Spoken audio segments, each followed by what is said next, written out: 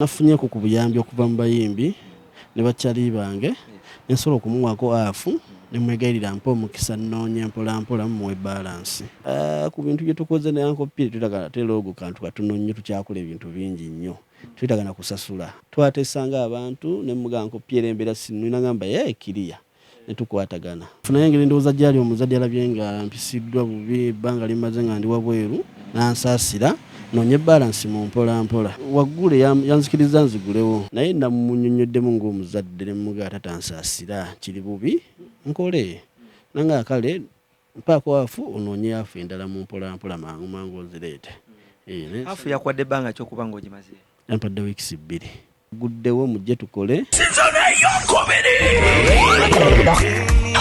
Grounds ebisolo tugenda kwatulya ebinyamanyama ngeno wetunyumira comedy wesoyi season eyo comedy yamawrana ne rain okuyinga emitwalo 2 VIP emitwalo 5 ate meza emitwalo 5 abarekeddwako big size bebekol Spice Dana Gigsaha Livingston Ajaruna Mbiro Samathes Walukaga ne bacomedians bonna 16 July balikyengera Gross Cadenza 17 July Samagadenze mukono muli mutya. How are you doing? Mwebale kuba nti mwekumira ku media mwebale kuba nti subscribing ate ne liking nga tubategeeza nti buli kaseera tuba tubaleetera amawulire agafa ku ba celebrity bo ba socialite bonna naddala kikwatana ku entertainment. Olunaku olwaleero tuzze tukomyewo omulundi ogwokubiri nga tugenda kukyalirako muganda waffe Edidi. Of recently twabaleetera emboozi ye nga tewoomesa nakabululu oluvannyuma lw'okuba nti Land Road yali amugobye abayimbi bamuvuddemu ng'ate bamubanja akasente kangi nnyo naye twabadde tuli awo akasimu ne kavuga nti oba oli awo osanga omukulu akasente akamazeeyo aka Land Road. So ndi wano naye ku studio ye era tugenda kuba twogeramu ebigambo atubuulire akasente yakajjeewa embeera kijayiseemu yayize eki mu bakyala abayimbi abajja ne bakozesa drugs. I'm okay. Amanya bampita Edidi. Nga nkolera ku studio ya Acton Records. Yes sebo. Twasemba okukyalirako wano embeera yali egaanye nga Land Road yakutte ku nkoona olw'akasente akaali kabanjibwa aka rent. Kiki bakuguddewo oba okyali? Nafunye ku buyambi okuva mu bayimbi ne bakyali bange nsobola okumuwako afu ne mwegairira mpa omukisa nnoonye mpola mu balance. Sente entuufu yali akubanja mmeka kuba waliwo ebigambo ebyayitingana nga kiraga nti ogamba miliyoni 3 nga yagamba miliyoni 4 zaali miliyoni 4 gwali mwaka mulamba. Yes sebo. Kati wamwaddeko hafu miliyoni 2. Namwaddeko miliyoni 2. Nakkiriza okugulawo kubanga luli yali akombye kwedimanga agamba kegwake kegutonye bw'oba tomazeeyo kasente ke tajja kugulawo. Kituufu naye engeri ndowooza gyali omuzadde alabye nga mpisiddwa bubi ebbanga limaze nga ndi wabweru n'ansaasira nonye balance mu mpola. Naye tulaba ennyumba ekyaliko kufu. Waggule yanzikiriza nzigulewo. Waggule gyesiteera nga olambadde nzizizaawo mpola kufu ebaako naye nga waggule. Badde nsaba bw'oba tufuddeyo tusooke tugendekoko nga bwe tunyumya tulambuleko mu studio. Tewali mutawaana tuyingire munda. So nga bwe tuyingira munda tewali kikwateko tewali kye bakutteko taata. Yes sebo. Kino kikuwadde kyakuyiga ki era baani abakusondedde ku ssente? Naye eno studio kamala okusaka amataala bansonde ku ssente. Omukulu Edidi tukyali tugenda kulambula mu studio ye tulabe embeera studio gyerimu ye badde bakugala ebbanga ki? Bakanzigalawo maze wiiki emu n'ekitundu bannyingira yakubiri. Yes sebo. Tugenda kukebera tulabe ebintu byemu ebiri kitya mu studio efaanana etya. Ndowooza nga mukiraba yono omukulu Edidi era nga yeno ofisi ye yoyo nga mulaba ateekako machines. Finally Katonda yamukwatiddeko ekintu ne kiba nti Land Road amusonyiwa. Kale sebo. Obadde okyatunyonnyola baani abakuyambyeko baani abakusondeddeko kasente? Nafunye obuyambi okuva mu bayimbi ne bakyali bange. Naye ng'omuyimbi omu yekka yakanyambako kuwango Pallaso. Pallaso yakakuyambayoko. Ate abasajja nga baziza bafana bafeefe ba producers abenjawulo n'ekibiina ekitwala ba producer. bafefe sijja bawaayizwa bafuna kuba nabo bayinza okuba tebali bulungi naye nga bansuubizayo ku kasente era bajja kukaweereza nsuubira era nzikiriza. Bwe twava wano wali watuleko tugambe nti president akulira ba producers ne ba producers ab'enjawulo ekintu baali baagala kukiyingiramu kyakomawa bakuwayo ku kasente. Nafuna obuyambi okuva gye bali bo bampola buwozi bampolayo ku $5,000 gye nnyambe mu kkonja kuzizaayo nga nteredde. Bakuwola buwozi $50,000 ozizzeeyo. Yes sebo. Zoona asobola okuzizaayo. Era nja kunyiikira okukola ennyo nsobole okuzaayo ebbanja. Yes sebo. Ebyuma byonna obikebedde nga byebyo biri sitedde nga wabireka. Buli kimu kiri seefu tewali mutaano era kisaza bulungi nnyo tuguddoya tukuba bulungi nnyo kati. Yes sebo. Abayimbi kino kikuwa kyakuyiga ki eri abayimbi kuba watuuka wakola statement mu interview eri gye twakola ng'olaga nti gwe wali olina nnyo ekisa ku bayimbi ng'era abamu bakolera nga bakyaliibo. Era kati namiininze bizinensi obwega tukolagane omukwano tufujja bera bakyali nnyo kisa kijja bbeerawo wabweru ne tuyingira munda bampeyo kasente tukole. Otandikira ku sente mmeka standard price yo kati? Nze nteesa na buli muyimbi engeri gyazzeemu toyinza muga nti mpa miliyoni ate mumala tagisobola muteesa ng'abantu. Ogenda kwewala otya emivuyo gy'abayimbi kuba kigambibwa oba kizze kiraga nti abayimbi bajja naddala mu studio ng'eno bwe bamala okukola oluyimba ng'agamba ngenda kukulaba ng'ayitamu. Anti kati kyembaddemu ekyo kiva kimpisizza mu bubi sizoni eno so kati ngenda tereeza. Yes sebo njagala kasente ayagala akubira akasimu nga alina mummeka tukola. Kino tekikwawuleko n'emikwano nga bagamba nti EDD yakyuse yakyuka. Era abaana bakirabire kubanga twetaaga bizinensi kubanga wali mbadde ndi bulungi ndowooza nga sifuna ssente nga mbalaga embeera nnungi naye nga sifuna ssente ate nga mmanjibwa. Yes sebo. Yegwa omu ku ba producers abamanyikiddwa okuba nti abalina hit wano mu Kampala naddala mu COVID awo wonna olina abayimbi abamu bwe waleeta. Waliwo ke yali avuddeyoko n'akulaga okusiima kwe oba okusiima kwe eri gy'oli ku music career ye? Bangi basiima buli mwe asiima mu ngeri y'enjawulo era bafana asiima ajja netukola nteekawo kapate najja nambeererako ne ku mukolo gwange ajja nambeererako namperekerako so buli muntu alina ensiima Pallaso ne ku mukolo gwange yansondera ku ssente wetutyo mpolampola basiima. Family eri ku ki essaawa zino? Family yange yoswa giyingiza mu bizinensi yange era gyeringa yo family. Yes sebo. Abantu abasinga babadde balowooza nti kano kabadi obadde kabadi ng'olina by'oyisaawo oba ng'olina kyonoonya kyo kyogerako kyekyo. Ndowooza bakisuubidde naye munnaye kibadde kya ddala nga bammanja era mbadde wabweru wiiki emu n'ekitundu. Yes sebo. Landiroodi okoseza bukodyo ky'okuba nti akkiriza half y'essente kuba bwe twasemba okwogera naye yakuba kwerima n'agamba nti ayagala akasente ke konna kuba azza akulaba ng'okola era ng'abayimbi weebali ekimu ku kimulaga nti obadde okola obucupa bw'amazzi bubadde tebuva wano nga ya bulongoosa. Obucupa tebubulawo kubanga banywa naye nga badde tebampa bulungi kasente. Dhabula badde basasulayo kukabamu nga tukwatagana naye namunyonyoddemu ng'omuzadde ne muga tatansaasira kiri bubi nkole nanga kale mpaako afu onoonye afu endala mu mpolampola mangu ozireete. Afu yakwadde ebbanga ky'okuba ng'ogimaze? Yampadde wiikisi 2. Onaaba ozifunye Edi? Simanyi kisa kya mukwange nanyiikira kukola nnyo. Singa ddamu nakuteekako kufulu olinawo magezi kyagaddako? Kunyiikira kukola nnyo tagenda kunteekako kufulu nja kubanga bwanja tuukiriza ekigambo kyange. Yes sebo. Nnyimba kizo wali okoze n'obeera proud of it n'ogamba nti kati luno oluyimba nalukola era ndweyagaliramu? Nakuba oluyimba luyita nkalabukira Mukama lwadda agent. Nawulira emirembe nenkola oluyimba okuba lwalwakukwata luyita happy birthday lwa Pallaso nawulira emirembe nga ndukubye n'endala nnyingi nnyo zenkubye. Yes sebo. Kino kikuwa kyakuyiga ki eri music industry naddala mu bantu b'oweereza? Kujjawo muzannyo ku meaninga business. Yes sebo. Abasinga bwe batyo bwe boogera naddala nga tuli mu kamera n'agamba nti nzijeewo omuzannyo ngenda kuba meaninga business naye newayitawo nga weeks 2 era naddamu n'akaaba ng'akoze the same mistake. Ogenda kyewala oti?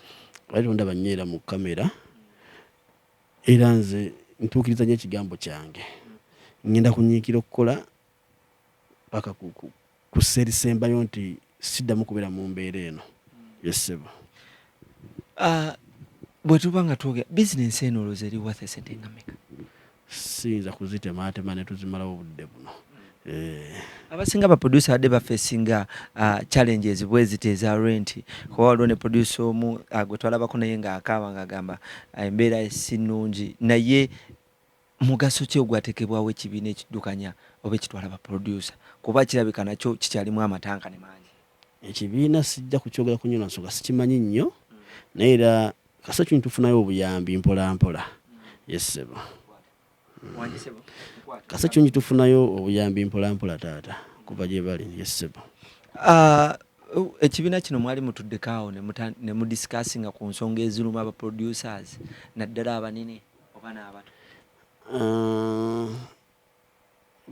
Ba meeting ne zibawo ne booga naye nga bwe gayo sijja kukyogera ku nnyo na nsonga sikimanyi nnyo. Yesebo. Kiki kyozzaako emirimu, kuba mu weeks 2 emirimu gyali gyesibye, abayimbi abamu kasita oba nga tokyalina waaka oba beesingira, abamu bakuddukako, abamu bakomyewo bagezaako contactinga nga baagala ku projects zaabwe?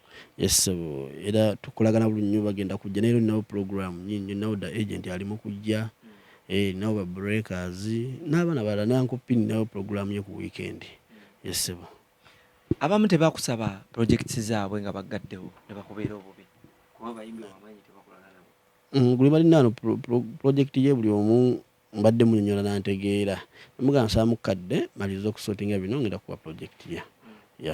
Kale yoyo omukulu Edidi ng'atunnyonnyola olugendero oluvannyuma lw'okuba nti Land Road yali amukutte ku ggwa olw'okuba nti essente yali emulemeredde okusasula. Naye nga sinnaba kukuta Edidi, Land Road yagamba nti oleeta wano abayaaye era alina abantu batakyayagala kulaba wano kubanga be bafuula omulimu omuzibu oba okumulowoozesa nti okola ate ng'oluusi oyinza okuba nga tokola. Saawuliraho ng'agamba ku bayaaye, jesi yaŋŋamba meaning e business wali bayaaye bendeeta wano era buli muyimbi oluusi balabikanga abayaaye naye nga si bayaaye. Mu kusinziira mu statement we twamuggyako interview ye yagamba alina abantu kati baakooye okuddamu okulaba wano. Ensonga eyo ogenda gikolera otya? Nga taata waaba ayingidde bizinensi yange ekyaba alina olulinda ssente ze. Yesebo. Bizinensi nze ngikwasaganye nganze. Yesebo. Mutuuke ku nemagana nga ye alina kyayagala ate nga gwe tokyagala? Sisuubira kubanga nduddewo ebbanga ddene emyaka nga 5. Tujja kukwatagana. Kale omukulu agenda kubanga atukoneramukko wano katono. Olina kyoyagala okwogera taata? Sina kyenyinza kwogera, just kubakunga bajje okubakunga mujje naguddewo mujje tukole kyekyo emirimu gyazzeemu bajje tweyagale. Tolina abadde akubanja? Tulina ade batubanja era project wano nsanze kuyasa amasoja gingenda okumaliriza malirize wakayo mangu kyesebo. Kale yoyo omukulu Edidi nga tunnyonnyola biki ebiri mu bulamu bwe. Amule gonna mangi tusigala tugakuleetera Media Uganda, subscribinga osirike buli kimu kijja kuba kiri matetibu. Omazina y'ebbanga kinga mukolaga? Emyaka nga 6 bukyanga ntandiika. Yesebo mbadde naye. Alina kyali akongeddeko ku music career yo? Nnyo era kumpi buli muntu amanyi ndi producer we. Yesebo. Emabega kawo yavayo n'alaga nti logo ye joyina ye yagikuwa. How true is that? Asi yagimpa jasinze nafuna erinnya lye yampita mu luyimba olumu ne creatinga logo nganze. Yesebo, si yagimpa. Kitegeeza yiyo gwe wagicreatinga? Na creatinga logo yange mu ddoboozi lye. Yesebo. Kati ye lwaki agamba nti ate ye? Olw'ensonga eddoboozi lye. Kyogera mu bufunze ye? Si ye yange kwa teyogera ye. Ddoboozi lye lyenkozesa. Yesebo. So muli mu good terms naye? Sina mutawaane kati yankubiddeko nga mbuuzaako ndi hawo. Yesebo. Omusasulo nga logo? Logo wagisasula?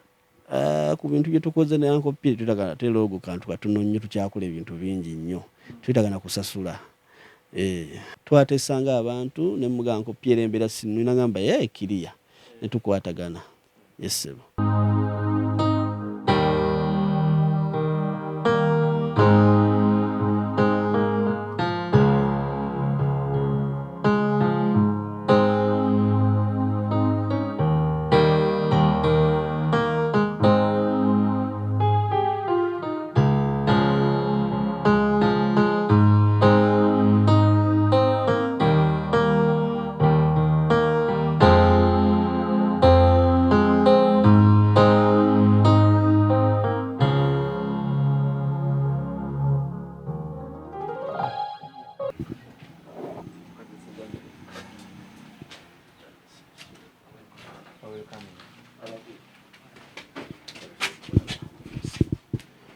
nga munkyaye nnyo ajetulye ekivulu kibadde kituwuuba mukama waffe nawe gyebale egiri wano nno omusajja atumbadde ku muggalo yesebo ate naffe twali nga bikyatuwuubawuuba netulaba nga kyali waffe embeera tekolaki temutwala bulungi ate nga naffe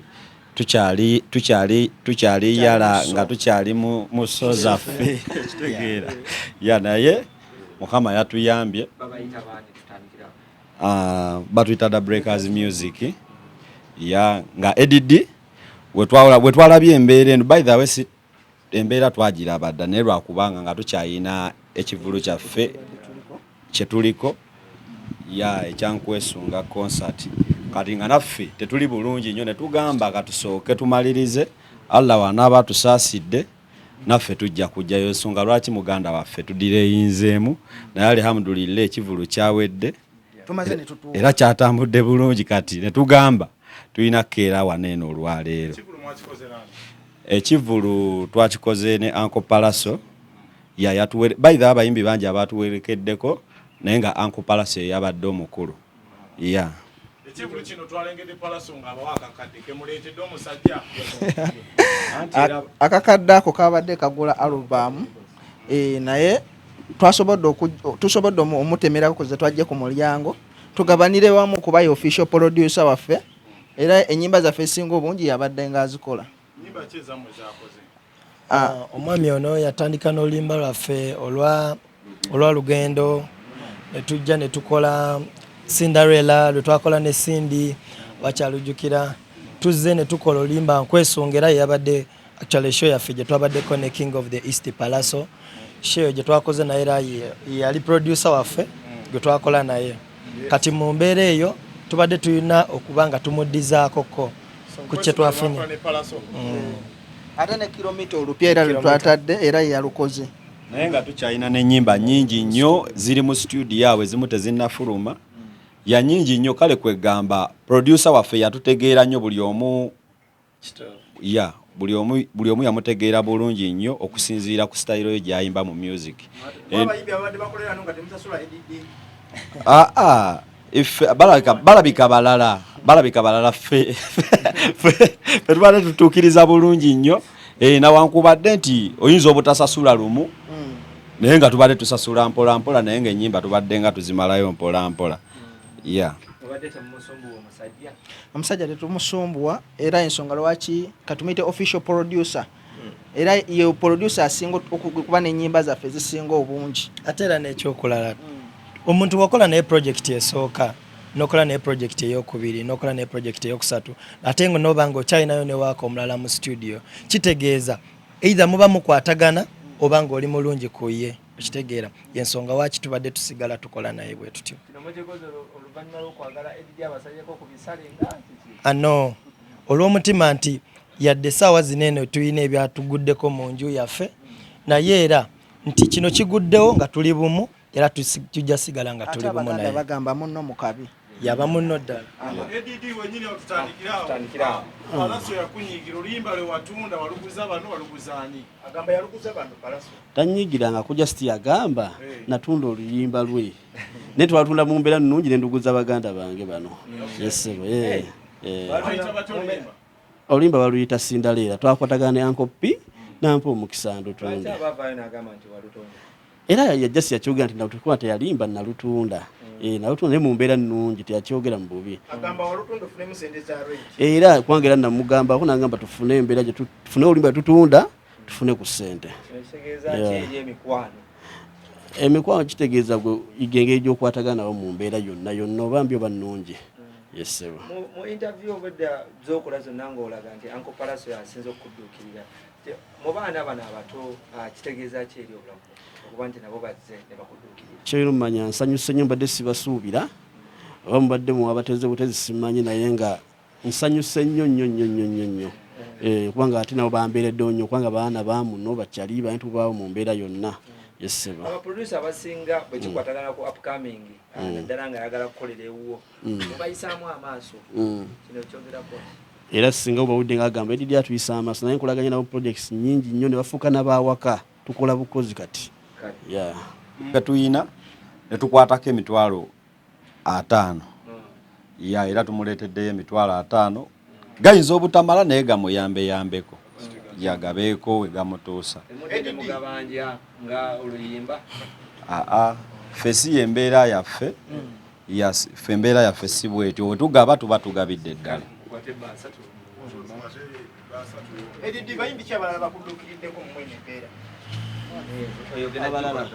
Abala ninawo Uncle Pieka ne bano ndowooza.